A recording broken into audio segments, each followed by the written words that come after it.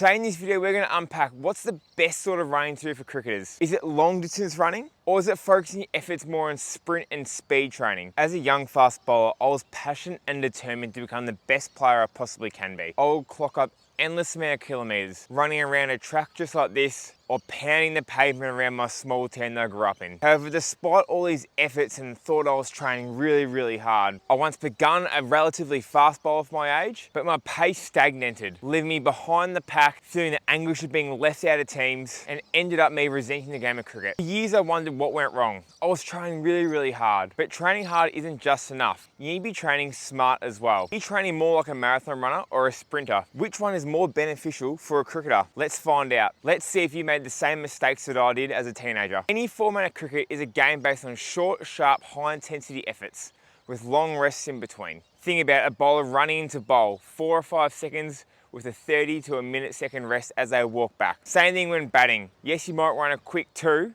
but you still get the time to compose yourself and then go again.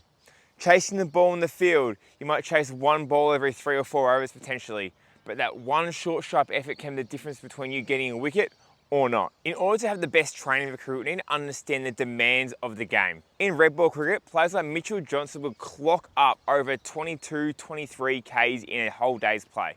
And within that, he'll get up over 140 different sprint efforts per day. One day cricket players are covering around 10 Ks with a greater percentage of high speed running than the red ball game. 2020 cricket, they're completing 30 to 40 high intensity sprints per game. These stats show the shorter the game is, the more high intensity they are, and the more benefit towards doing speed training. So here's why being aerobically fit matters for cricketers. Cricket from the outside, you might see big fat blokes like David Byrne or the bloke from Bermuda taking a screamer, and not think that cricketers need to be fit or athletic. But those who have bowled 20 overs in a game, those who have scored hundreds, or those who have spent long days out in the field, the crucial importance of being fit so you can sustain your efforts throughout a whole day's play. Being fit allows you to consistently perform at your best. As a fast bowler, being able to repeat over after over, toil away for your team, and in the last over of the game, being able to run in and still bowl the same speed you did at the start of the day. Or it's a batter, knocking out for 30s and 40s and 50s and having that pain of getting a start, but going on to make that big match-winning 100 for your team and to put yourself up into higher grade selections. Or are you that gun fielder who's in the field zipping around, taking that blinder of a catch late in the day to win the game for your team, to win a grand final for your team late in the day's play? Being able to sustain your best for a whole day's play is the key. Playing better cricket, harder cricket for longer. That's why being fit matters. As I just said, being fit matters for cricket, but here are some drawbacks for just focusing all your running on long distance running. Number one, it's just not specific to the game of cricket.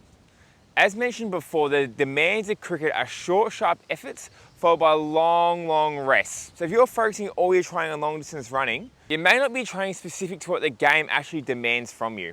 In addition to that, long distance running develops our slow twitch muscle fibers. Means that yes, you will be getting fitter, however, you'll be losing that short, sharp, intense efforts, losing your speed, and losing your explosiveness, which, as you know where the game's heading, is super important. If cricket's full of short, sharp, high intensity efforts, then why would you focus all your training on long, slow, low intensity running? Sprint training though does develop those qualities that we love in the best players. Speed, agility, power, explosiveness. Think of all your favourite players in the world. They're the players who have the power to clear the fence, the ones who are dynamic in the field, who are athletic and running in, bowling fast. They're the most exciting players, and they're the players we love to watch. Regular sprint training helps improve your running mechanics, your running economy, and your sprint speed. This can be absolutely great if you're a fast bowler looking to gain speed, looking to improve your run up, and gain so much more rhythm. A batter might love this as they'll be able to sneak more singles, come back for more 2s and 3s, stealing more runs, getting off strike at crucial moments, and ultimately helping them make more runs across the season. Or if you're sick of being super slow in the field, if you're sick of batters taking 2 on you in the outfield, or you being hidden in the field, if you want to get in the action, be around the ball more, be in the covers, be at backward point, be a game changer in the field, then sprint training may be the one for you. It also develops those fast twitch fibers that we love and need to see. This will make you more explosive than ever. Jimmy Anderson has even been quoted saying that sprint training was one of the keys for his longevity and success. I mentioned the importance of being fit.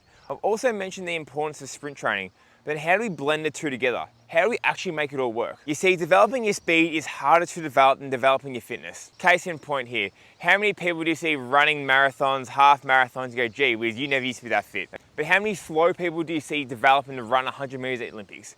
You just don't see it at all. Developing speed is hard and it does take more time. However, aerobic training, as I said before, it actually develops really quickly and it's quite a loyal trait, meaning it hangs around long. You don't need to keep training it to keep your fitness levels. Unlike speed training, where speed training has been shown to detrain after a week of not training it. So if we know that aerobic training is loyal, it's pretty easy to develop, but speed training is harder to develop and it doesn't stick around as long. It's not as loyal. It's about as loyal as that X of yours.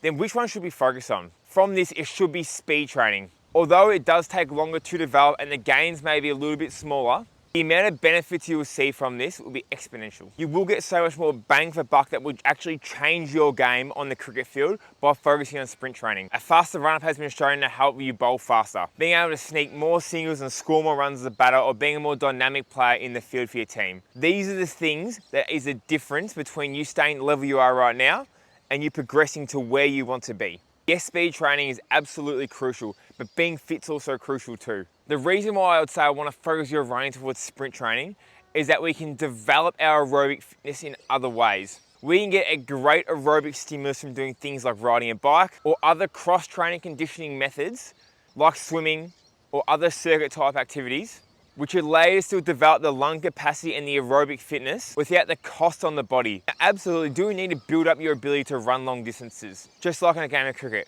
I believe we can get a lot of that from our skills training. If we do our sprints at the start of your skills training, followed by a good long bowl, and then we do some fielding, and then you bat as well, then you might only need a little bit of top-up conditioning at the end. Whenever you want to do some conditioning running to get fitter for cricket, you should be doing interval training sessions. Doing reps of 80 meters, 100, 150, 200 meter efforts is a lot more specific and a lot more beneficial for you to become fitter for cricket. Not only will you be getting fitter aerobically and actually getting a better stimulus than going for a 5 or 10k run, you'll also be developing some speed qualities and some repeat speed qualities, which is definitely more important when it comes to being a better cricketer and being more conditioned for your sport. So whenever you need to go out and you need to get fitter and build some fitness, it'll be more beneficial for you to do those short interval sessions than those long 5 or 10k sessions. The question I pose to you, do you want to be the average cricketer? The slow but fit, pretty mediocre player who doesn't really have too many strings to their bow, who's not really that dynamic? Or do you want to be the dynamic player, the one who bowls fast, hits the ball hard, can change the game in the field? I know which one I'll be. If you're unsure how to structure a sprint training session, then click this video up here as I take you through a session that I do. If you're interested in online coaching, the link's down below. Thanks for watching, guys. See you guys in the next video.